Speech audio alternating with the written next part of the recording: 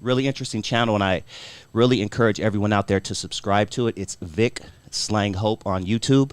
Ladies and gentlemen, I have Victor. What up, man? What's good? What's good? I appreciate you having me on the show. Yeah, I appreciate the great content that you're putting out there, man. Really, a different type of vibe than a lot of the other, gang related type, channels that I see out there. So I appreciate you bringing some good stuff. Yeah, definitely. Try to do something like different, Yeah, not glorified, but like just bring awareness. man. I saw a couple videos today that I want to get into specifically, but before we do that, tell us what made you start your channel. So I'm a person that I like learning and I love educating myself, and I like whether it's reading or watching documentaries. So at a point in my life, I started to watch a lot of like documentaries on YouTube and stuff like that.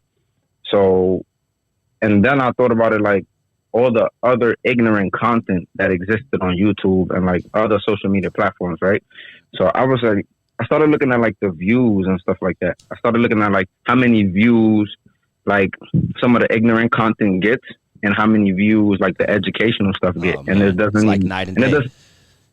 And it doesn't even compare. So I thought, and then I just told myself like I used to do like public speaking engagements, and I used to serve on panels at universities and stuff like that. While before the virus and stuff happened. So then I told myself like I should start a YouTube channel. Like I could start talk about like. At first, I wanted to talk about controversial topics that a lot of people is not really like talking about or they scared to expound on. But then I was just like, I could just kind of like put my message out there on a platform, and millions of people could one day perhaps see it on YouTube, and it's something that will kind of like last. So that's kind of like where I was trying to go. Love that. See, you made a positive out of a negative, and you're probably like the fifth or sixth person I've talked to who has a successful, and I'm gonna say successful, YouTube channel, because it is hard to get 10,000 subscribers and you're only growing. But for anybody out there who knows or doesn't know about YouTube, it is really hard to get 10,000 subscribers. I have 24,000 right now, and it took me forever just to get to 1,000.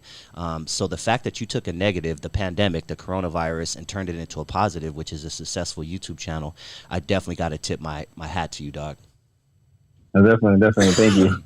Well, let's take it all the way back, man, for people who don't know you. And for once again, I encourage everybody out there to YouTube Vic Slang Hope. That's VIC SLANGHOPE for my remedial people out there.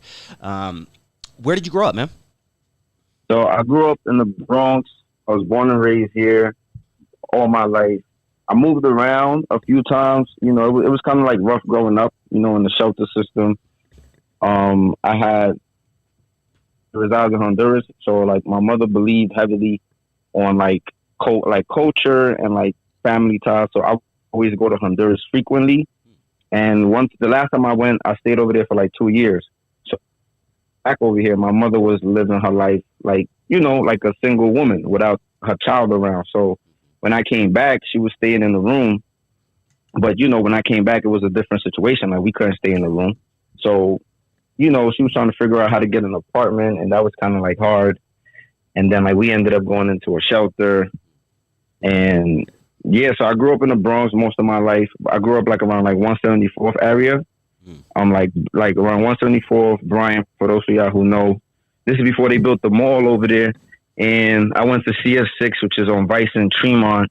And then around like 12 years old, I kind of like moved uptown to the Bronx for the viewers or whoever's watching it. Like I moved to uptown to the Bronx, but then I was only there for like maybe like 4 years, and then I got incarcerated.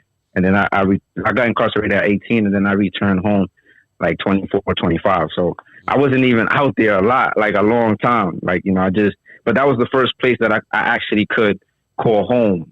Where did you grow up in the Bronx? Like South Side, North Side? What are we talking? Yeah, so till I was 12, I grew up in the South Bronx, and after 12, I moved to the Northeast Bronx, which is like uptown. Gotcha. Okay, cool. And when was the first time? I want to get before you even jumped off the porch and all that, but when was the first time you even heard anything about Crips and Bloods? You personally?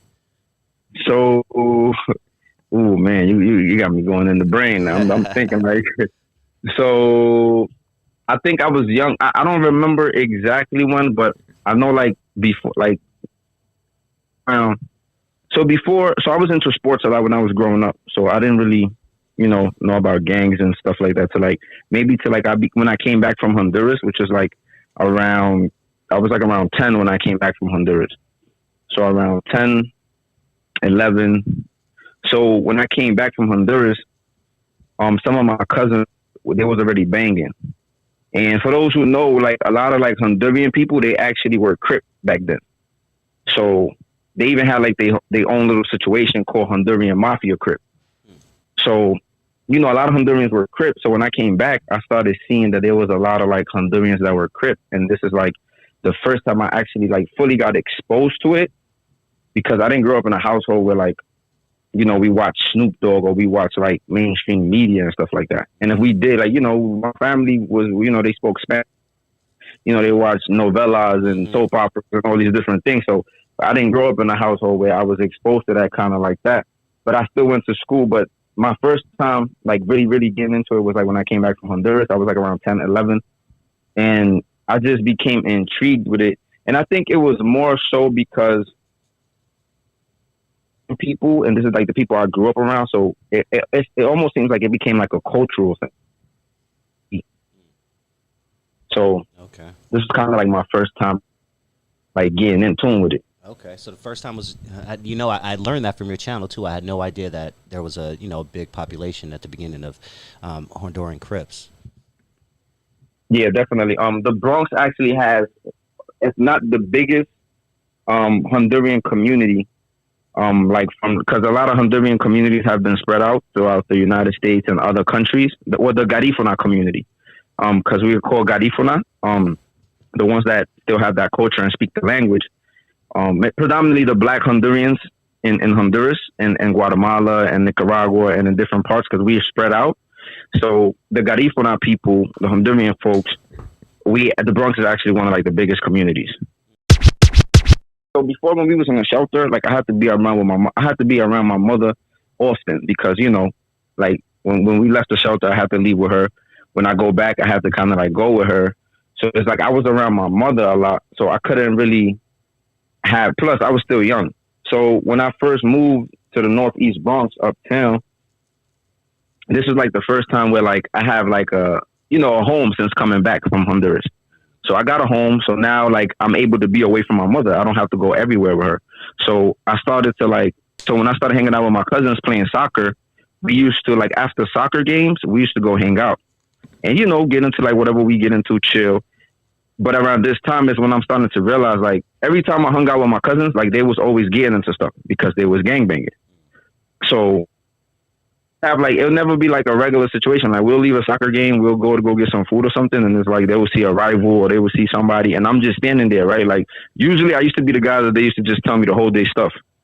So they'll be like, yo, hold my bag, yo, hold this, hold that, and I'm just there watching, like what the hell is going on? So so around like 12, I started to like go out, and then I started to like sneak out the house, but I would go hang out with my cousins.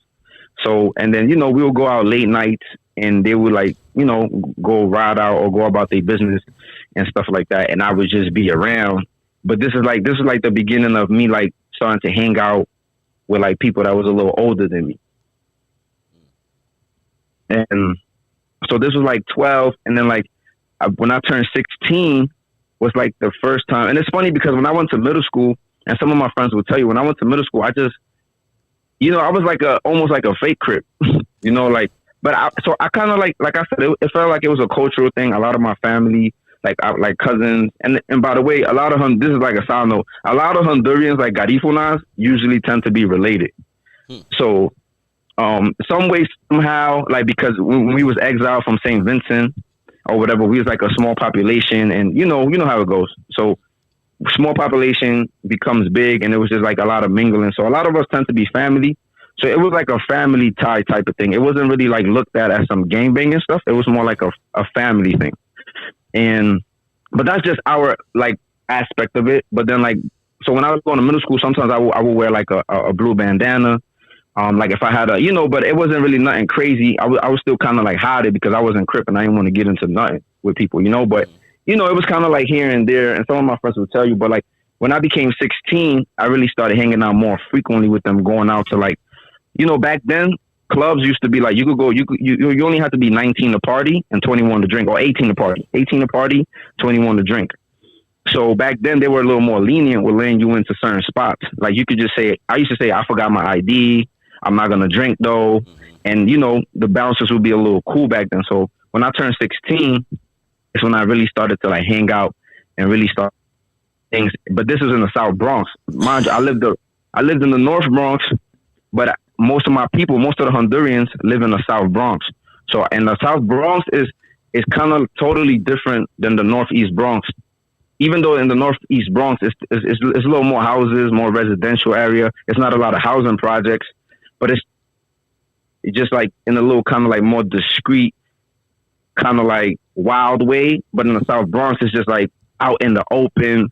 It's not a lot of like cut blocks like in the Northeast Bronx. So it was a little different.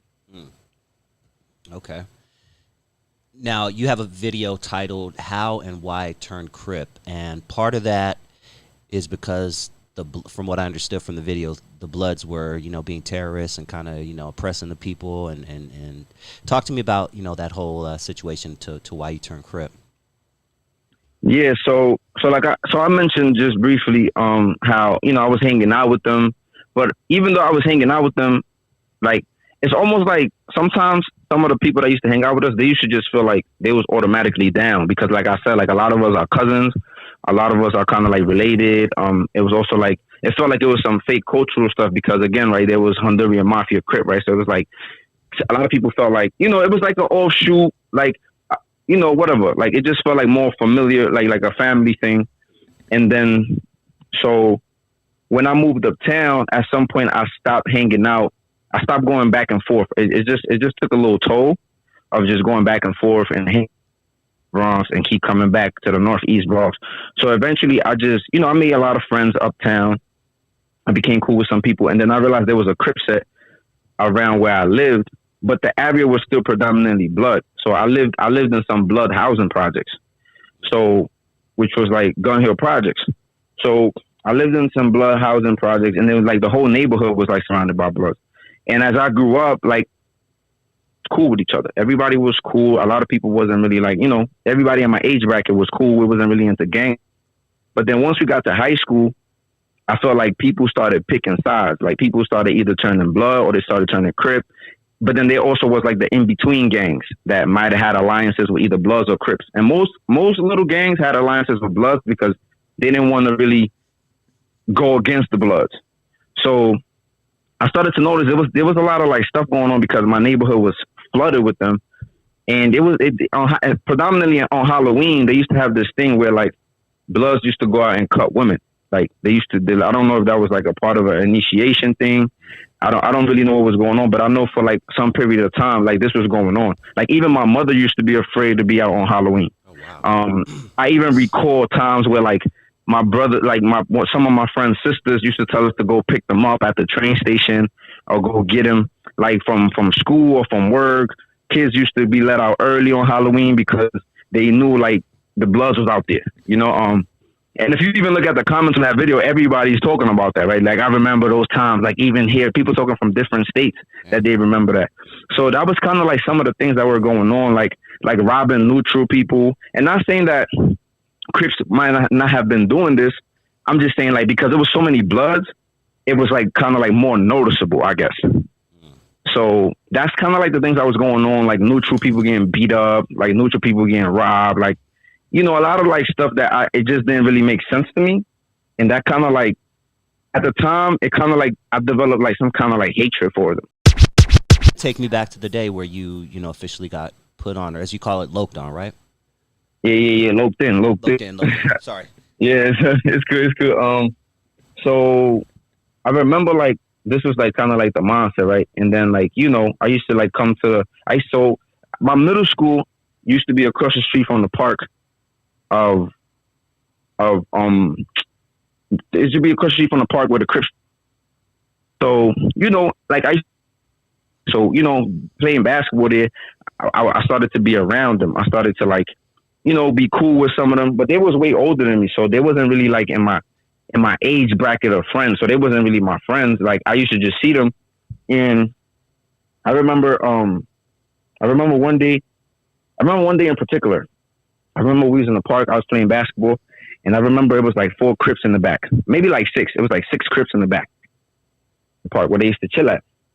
And I remember like so in my neighborhood you had like 216, which was like considered like the Crip area, and then you have like 2, which was also considered like the Blood Park, right? So and that's like a 9-block radius. So I remember one day I was playing basketball, and then like a bunch of dudes came from 225th. It had to be like around 50 of them. It had to be like between 50 to like maybe 60 people. And I know it sounds crazy or exaggeration, but like it literally, and the park only has 2 entrances. So it has a ramp entrance and it has a stair entrance, and then like there's no other like exit unless you have to. I grew up in LA in East Long Beach, so that does not sound like a stretch. I believe you 100%, homie.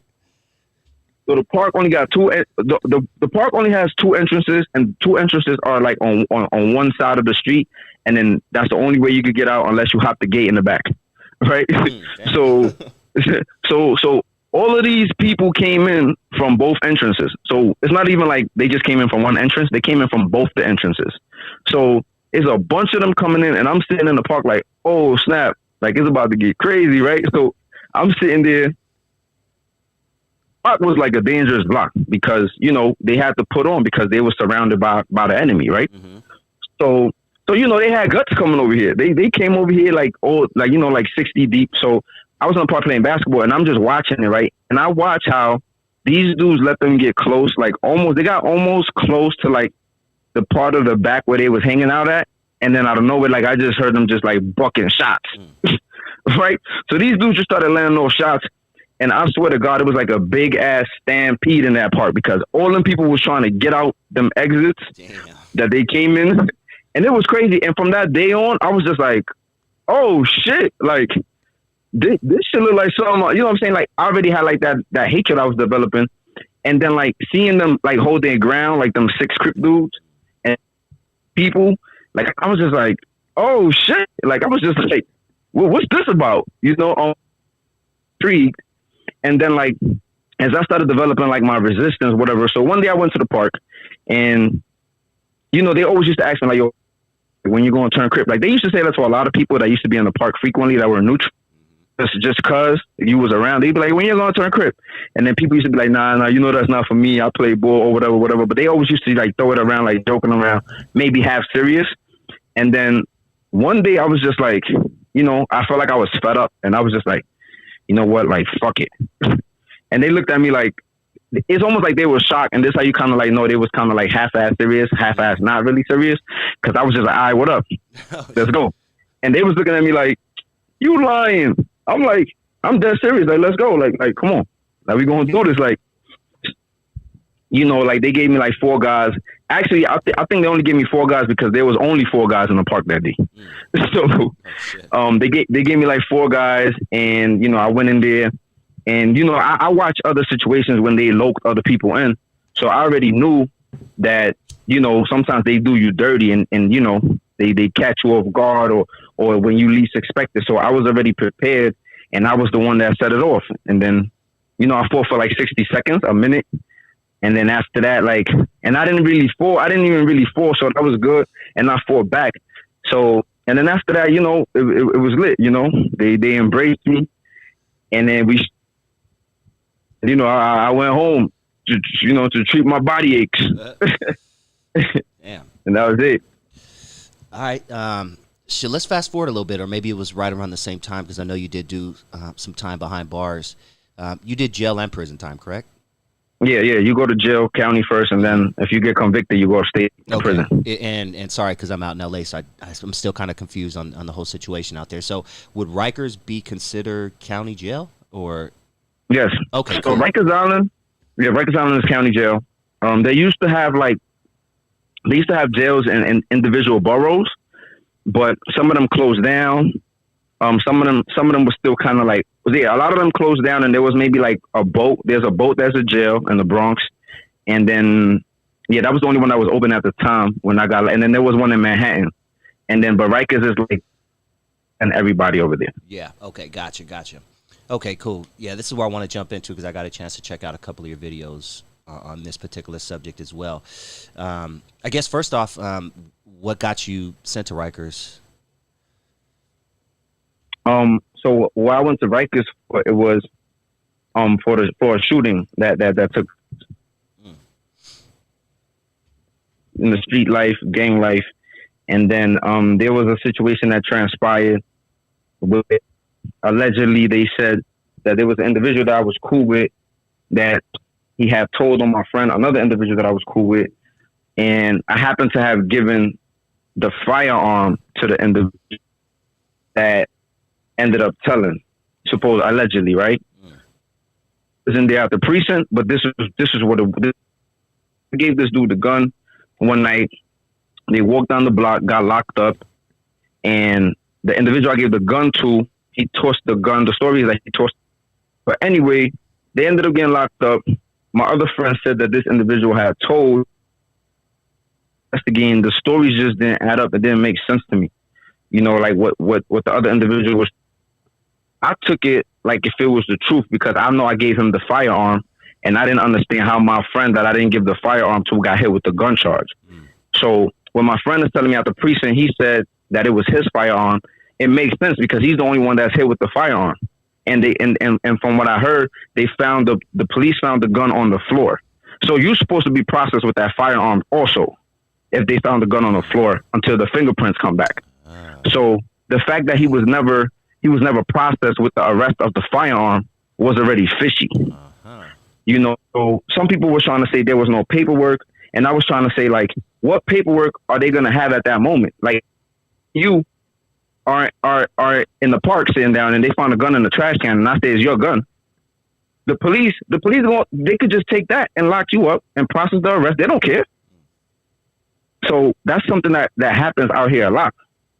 So that was kind of like the situation, and then that led to like a shooting, because like this individual was, you know, he was a dangerous individual, and there was like some threats that was being put up there, and you know, individual showed up to my house, and you know, I didn't take no chances at the end of the day. Like at the end of the day, like there was this alleged allegation. The story sounded funny, and then there was like some threats that I heard that the individual was trying to, like, you know, when somebody says you're a rat, and it's like, if it's the truth, even if it's not the truth, a way you trying to like cover that or handle that is like, I'm gonna make an example out of the person that's saying I'm a rat, so that people don't believe I'm a rat, you know.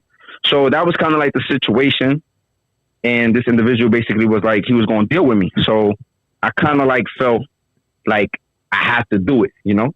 So that's really what happened. Also, not just that, but also the fact that, like, if you snitch in the street, you already know what that comes with, you know. So that was kind of like, you know, street codes that I was living by.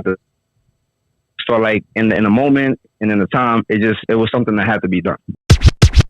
And New York is for lack of better phrases, is a mostly blood state. That's safe to say. Yeah, correct? definitely. Okay. Yeah, definitely. So yeah, I want to know your experience entering, you know, as a Crip in Rikers. Talk to me.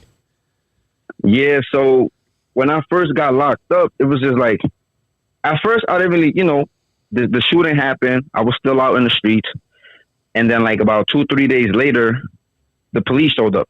So I didn't know if this dude was going to live, because, you know, he got shot in the face. So I didn't know if he was going to live. But when he did live, I didn't expect him to tell on me. Like, I didn't think he was going to tell, even though like allegedly they say he told on my friend. Like, I viewed him as like, you know, this dude is a gangster, right? He's some straight up, like, you know, I know about this dude. So I didn't think he was going to tell. But then when he did tell, I was kind of like shocked. Like the funny thing is, I knew I would do prison time, but I never knew that it would be because somebody would tell on me. Like, especially somebody that, you know, I never thought I was going to get into beef with my own gang. So anyway, when I went to Rikers, my head was up, you know, like I was just like, damn, like, okay. Like the person you shot, sorry to rewind, but the person or the situation was with another Crip, correct? Yes, definitely. Gotcha. Okay, cool. So you're going to prison and you're beefing with your own sect at this time, right? Yes. So Gotcha. At this time, I'm beefing with my own sect. So, and before I got locked up, people from my had called me threatening me. They called me and said, yo, it's not safe for you and your mom. Damn. Like, so it got real. Like, they told me, like, yo, it's not for you and your mom. Like, you know, like, you wilded out, because they had a different story.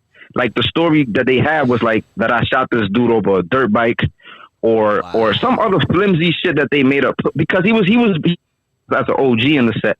So people looked up to him.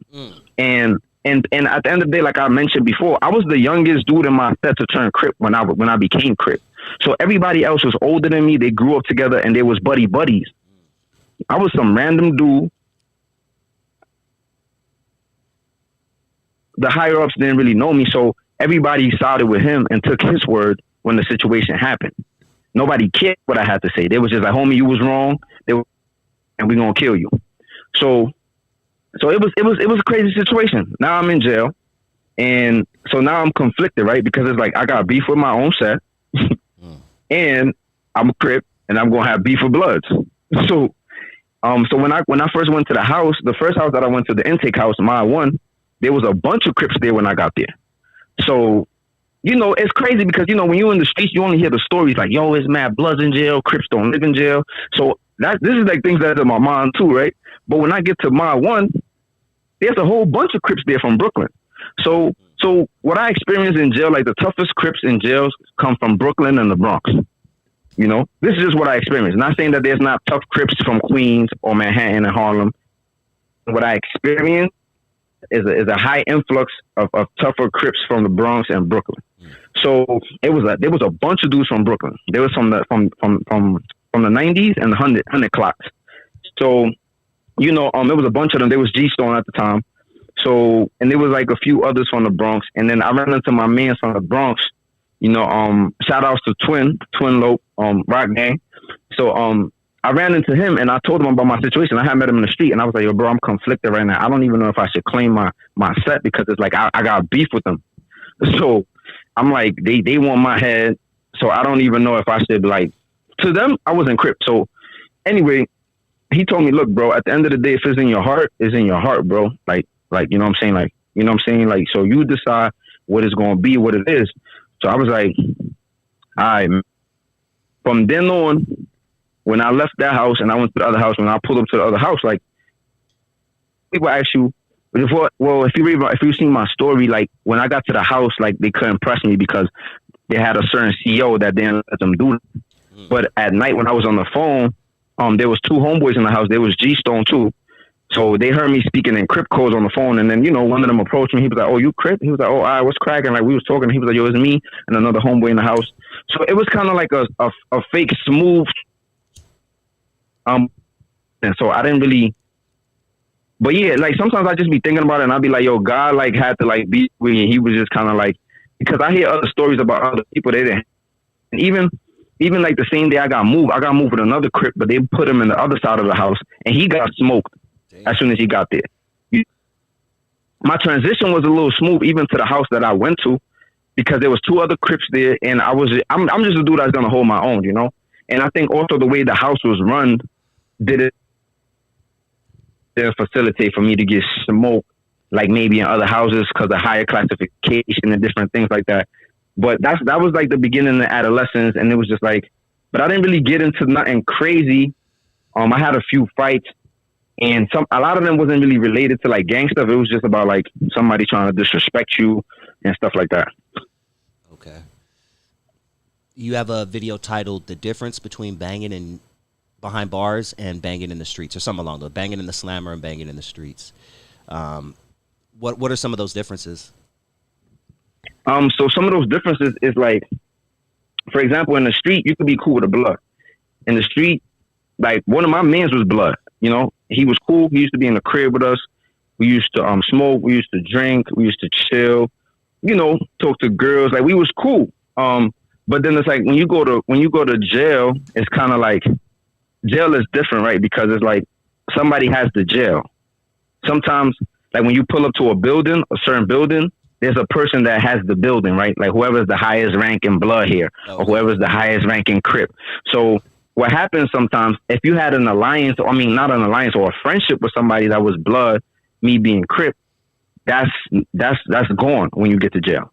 In adolescence, it might still rock because we adolescents, and the adolescents feel like they do whatever they want. Like no old head gonna tell me nothing. And plus, it's our world. Right? Like adolescent world is our world. But then when you leave adolescence and you go to adults, the adults is not gonna play with you. Like they're gonna get you up out of there. They're gonna cut you. Either you're gonna eat, you're gonna be food. So, you know, like, so that's what happens. Like when you're in the street, you could be cool, buddy, and your OG might not really feel no. You know what you're really doing. You know, the jail is like it's an enclosed place. Everybody know what you're doing, who you fraternizing with, who you eating with, who you cooking with, who you're associating with. And then a lot of times they make you pick us. They'll tell you like, you can't live with that dude, or you stop cooking with that dude, stop talking to that dude. And a lot of times they might tell him to cut me, you know, or tell, you know, so that's usually like some of the differences that, and it doesn't matter who you really under in the street, who he know or who you know. It's usually like who got the building, who got the house. You better move accordingly. Where is the outrage? Where is the outrage that little black babies and little Latino babies are they're being killed by stray bullets, future doctors, lawyers, and it's just crazy, man. But I want everybody out there to know that his channel is not just about, you know, him talking about his life, but he's also pushing, you know, some real shit that we need to talk about in the black community. So can you just touch on that a little bit? That video, Where's the Outrage, that you did today? Yeah, so it's actually an old video that I have posted on Instagram. Oh, okay. Yeah, it's an old video on Instagram, but nevertheless, there has been shootings. The shootings is up. Me and one of like the homeboys was just talking about this young brother that follows me. Shout outs to Felly Gat. Talking about this, and he was just saying like he feels like it's the music, the drill music. So So New York got like this, you know, New York started making drill music, smoking right? On such and such pack, and yeah, you know, so New York started making this drill music, you know, Pop Smoke and Fabio and like, you know, all this stuff going on with the Woos and the Chos and this Brooklyn sound, right? Like it's like this Brooklyn wave gonna make drill music, and it's just going crazy, right? Like. This is the crazy thing, because even in London had like some little stabbing spree. Yeah.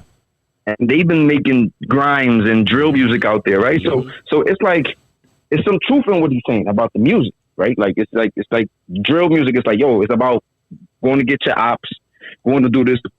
But I think it's also like pandemic stuff related. I think that like poverty is always like a byproduct of like violence. Yeah. I think like with all the stuff going on, like people are hungry. Yep, people are hungry. People are angry. People are upset. People are frustrated. People are scamming. Scamming is up. Oh man, so I think scams through the roof.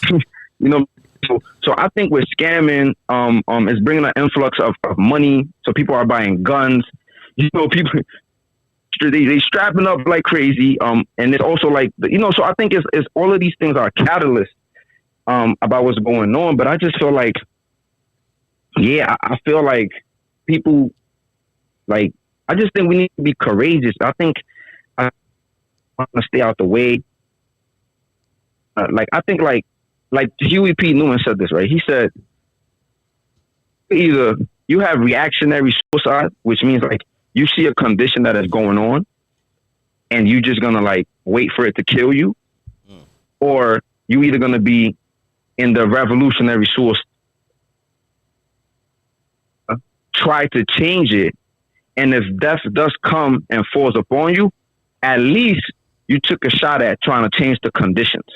Yeah, right. I love that. And I think that that's some of the things that a lot of people are afraid to do. I think a lot of like, and that's why I call on the real G's and the people that are willing to take this risk, right?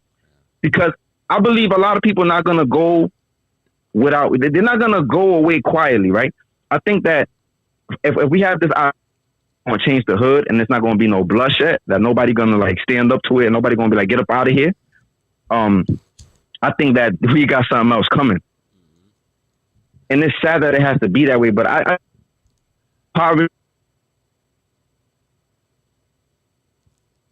also think that I feel like the cops are being lackadaisical right now, because people have been talking about defund the police. And I feel like they're doing this ploy I agree. to kind of like show you like 100%. I told you so.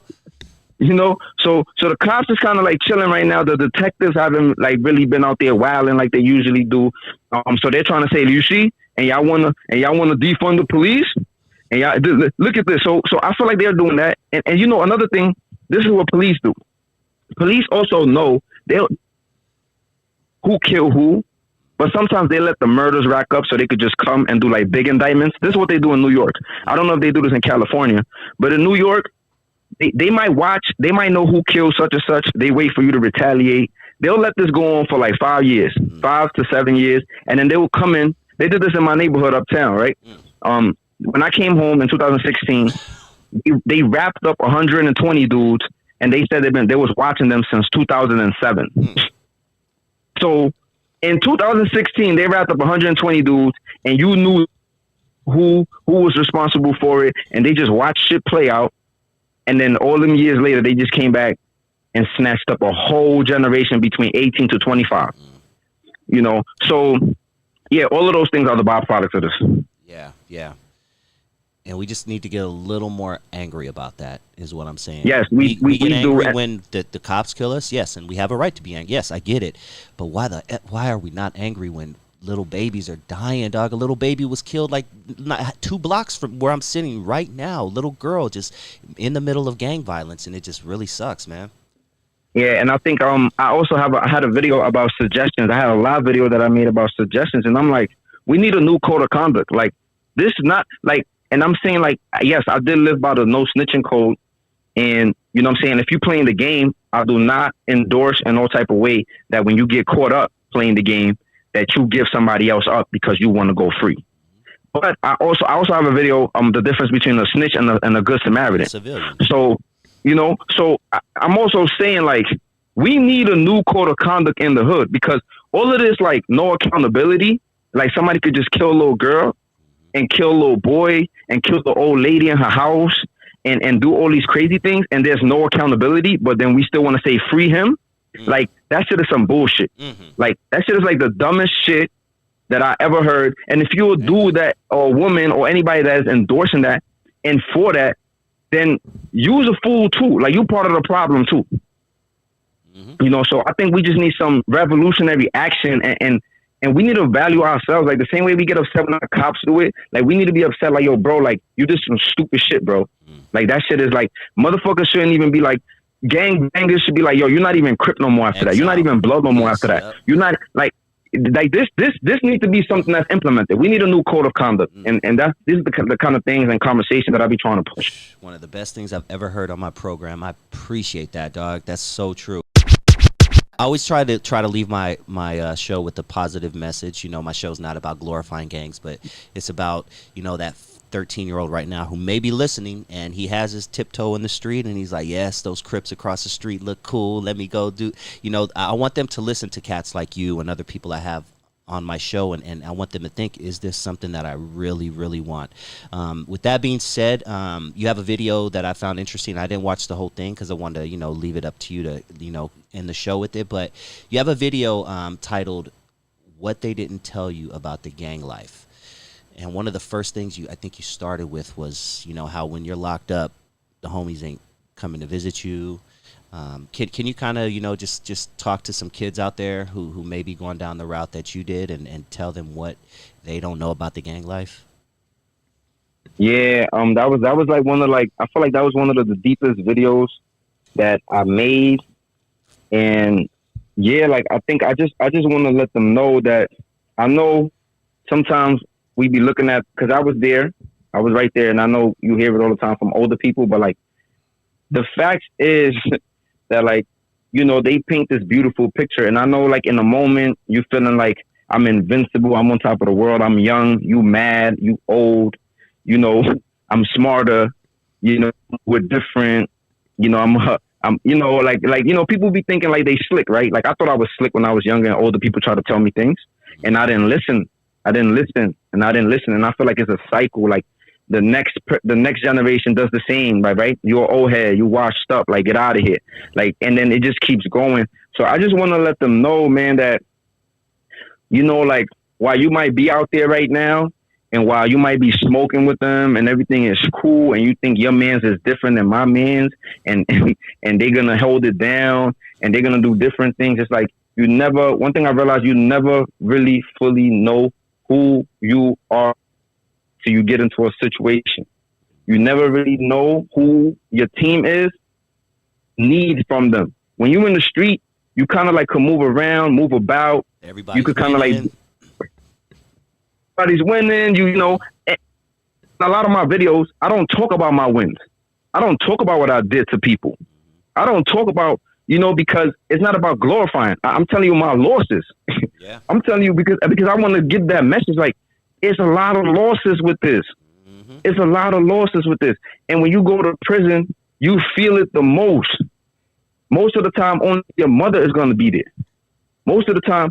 And then at some point, you're going to wish that somebody else was there. You're going to wish you had a girl or something. You're going to wish that them same dudes you was riding with send you money, send you packages, come visit you, you know, and changes. And they might remember you for the first few weeks, the first month, and they might be saying, free him, free him, free him.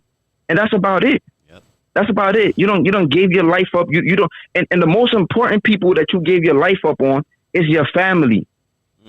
Because, and you know, if anybody that I am sorry to, is to my mother. Because I left her. I didn't listen to her. And I think the main thing I want, if you don't get nothing from this message, I'm telling you right now, be knowing. You think your mother don't know? My mother used to always tell me, don't hang out with them dudes, man. And I used to tell her, Mom, you don't even know them. You just talking. You don't even know them. You just saying stuff. You just chatting. And you know what? Everything she said to me, she was right. Damn. She was right. She always told me, don't hang out with them dudes. What you doing with them dudes? You think them dudes your friends? And she didn't even know them. And Mom, you know, it's something about a woman's intuition. Not all the time, because, you know, some sisters be, you know, be in their head too much. But, you know, something about a mother's intuition, right? When she tells you something, like mothers just be knowing. They just be feeling things. They feel when their children are in danger. They feel like, it's sometimes that my mom told me, yo, be extra careful. Like when I talk to her, she'll be like, be extra careful. Like wondering like, damn, why is she telling me that? You know, like, and it's like almost like she feels something.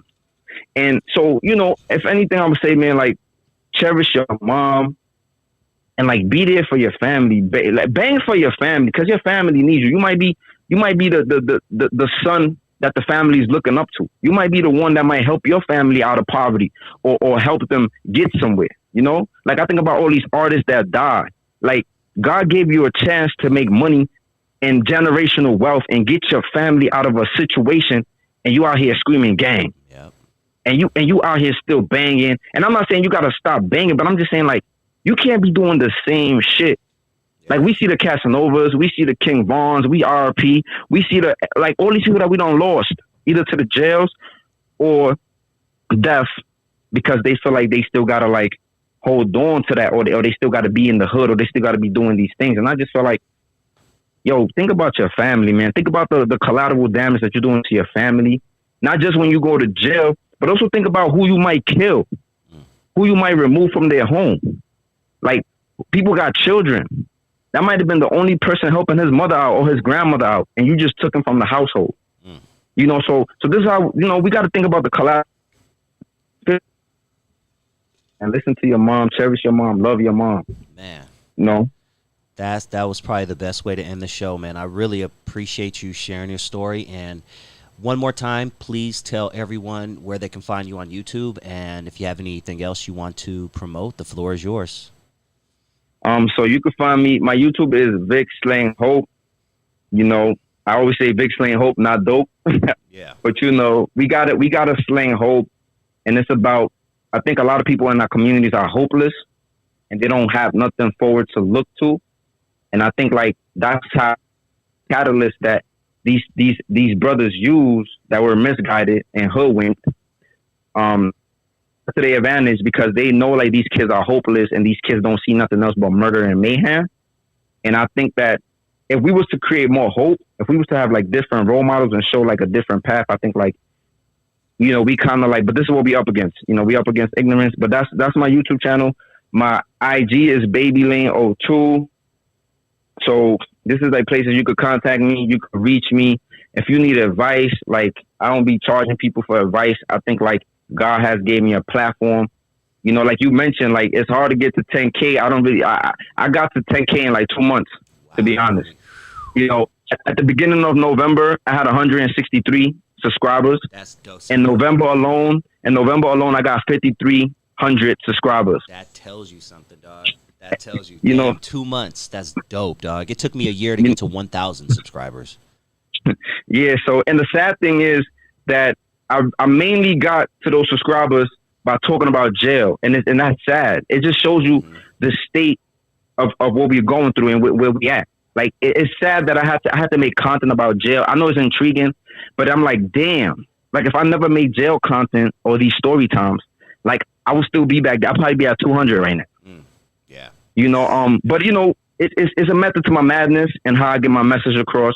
So, thank you for having me on the show. I appreciate it. Yeah, thank you. Thank you for dropping that positivity.